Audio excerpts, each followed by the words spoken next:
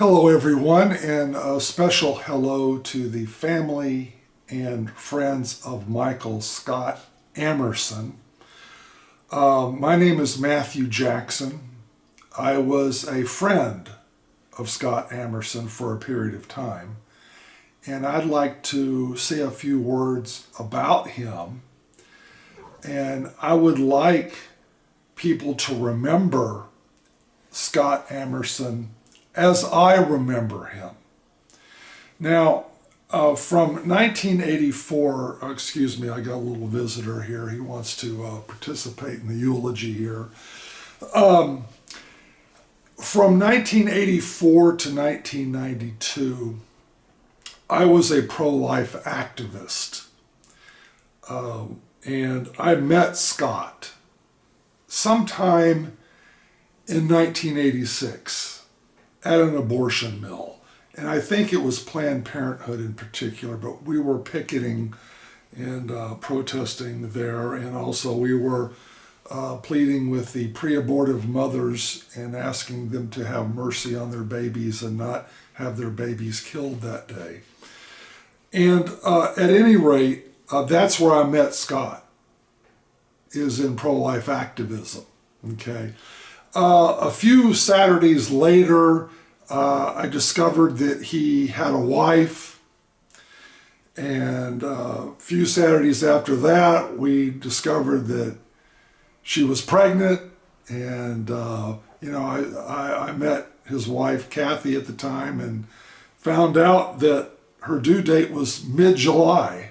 Okay, now this is in 1987, and I said, well, that's interesting because my wife is also pregnant, and her due date is mid-July, 1987.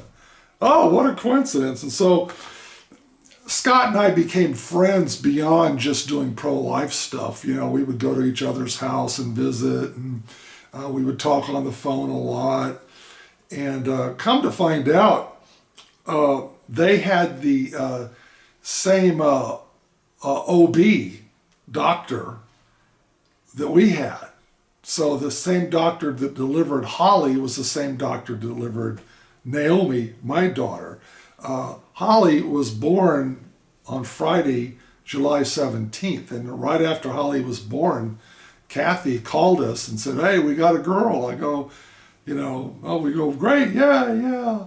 And right after we heard the announcement that Holly was born, my wife started to go into labor. And the next day, on the 18th, she gave birth to Naomi, okay? And so basically, Naomi and Holly grew up together because we would go to each other's birthday parties, and they were friends from birth.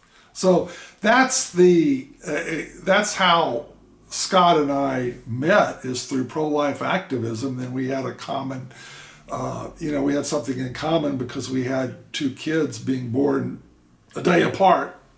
And my daughter, Naomi, and Holly Amerson, or not Holly Amerson, but Holly, are friends to this day, 37, 38 years later. Yeah, it's amazing. But again, I would like for you to know the Scott that I knew back in those days, because Scott was a very determined guy. He was very, he lived by his convictions. Scott not only picketed abortion mills, but he also got arrested at abortion mills for doing what we call rescue missions. This is where people will peacefully block the door and not prevent the abortion mill from operating. Okay, he did. I think he was arrested 4 times for doing that. I'm not positive. I think it's 4, but his ex-wife Kathy would know the exact number. It was interesting that when he was out getting arrested doing rescue missions, I wasn't. And then when I was, he wasn't. So we kind of like alternated, took turns doing rescues. And Scott, in fact, I wrote a book. This is my memoirs because I've been arrested 8 times and did 8 rescue missions, and I wrote a book about it, and it's called Lock and Block. And it's my memoirs of what I did during the abortion wars back in the 80s and early 90s. Well, at any rate, there's a couple of pages where I talk about Scott and the rescue that he did. And that's his picture right there. He's locked to a barrel. He actually had a barrel blocking the driveway to the abortion mill.